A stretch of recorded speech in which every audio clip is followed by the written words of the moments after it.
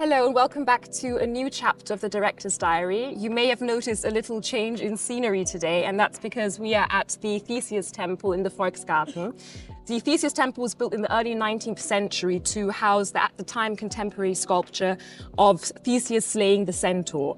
Now, this sculpture is at the moment in the Kunsthistorische Museum. It was moved there to be the centerpiece of the main staircase, and it still remains there today. How did this exhibition space become the space it is today? Well, the Kunsthistorische Museum is able to display one artwork here at the Theseus Temple, and we use it in its original function.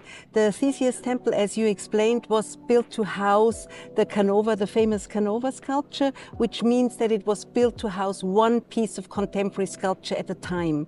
And ever since 2012, when the Kunsthistorische Museum started its modern and contemporary program, we used the Theseus Temple as one of the locations for this program. And there's been so many different artists and installations in the Theseus Temple over the years. Do you have any favorite memories or installations? Well, first of all, I remember the day in April of 2012 when we started our program here. When we approached the temple, it was a sunny day like this, and the Theseus Temple was just being restored in this marvelous white. And then we came, and the artist who was displaying there was Ugo Rondinone with his famous olive tree, also in white, and this was just perfect. But I would say almost every year we always have one artist. It was the perfect program. I remember, of course, Susan Phillips with her wonderful, very carefully composed music. We had A Man in a Boat by Ron Newick, which was really very moving. I would say we had Chris Martin. We had so many different artists, and even up until today with the young artist Zeynep Al-Hashimi, she's perfect. So it's always trying to connect the modern and contemporary world with, of course, the classicist architecture of the temple with the collections in our museum. And then, as you mentioned before, a new program of modern and contemporary art exhibitions was introduced in 2012 with works by the likes of Lucian Freud, Mark Rothko and Jeff Koons being on display in the Kunsthistorisches Museum. How exactly did this program come about, and what is the significance of contemporary art for the Kunsthistorisches Museum?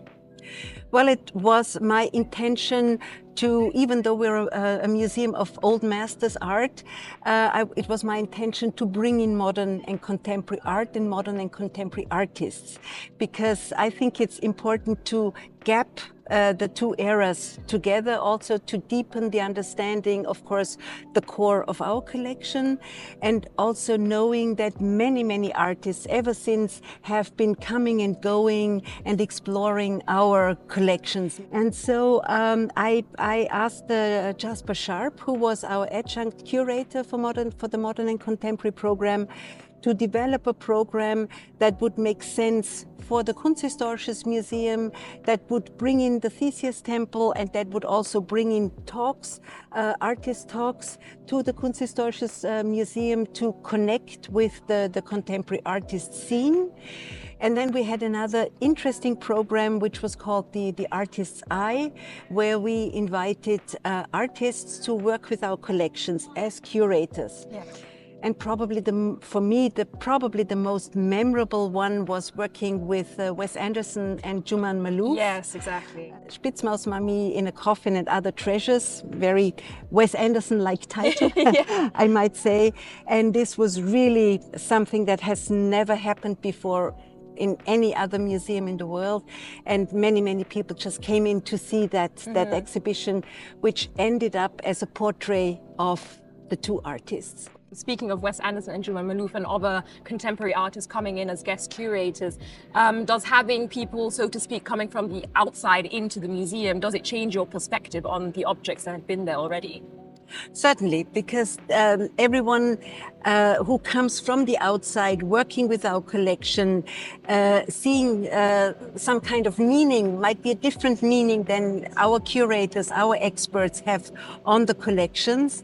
And this is so important because it really exemplifies that there is no such one single meaning to an artwork. We've been able to bring up such interesting world-class artists like Lucian Freud, who was very reliable reluctant to show his works in the German-speaking countries due to his family history. Yes. Then he came up and said, there are only 2 museums in the world where I would like to, towards the end of my life, where I would like to show my work. One is the Prado and the other one is the Kunsthistorisches Museum. Wow, that must be really an And honor to hear that. that was really, really moving, and it turned out to of course, it became his legacy because he died during the process of preparing the exhibition, and it just showed that it was so important that we could see Lucien's work within the neighborhood of Titian, Velázquez, and so on. And yeah, it was just really a game changer, I would say, also in the Kunsthistorisches Museum. What a wonderful legacy to be a part of. Oh That's yes, amazing. certainly. I will never forget this. Okay, well, thank you. We're at the end of this episode, and for the next and 5th episode, we're going to be traveling to another house of the 𝐾HM Association. See you then. See you.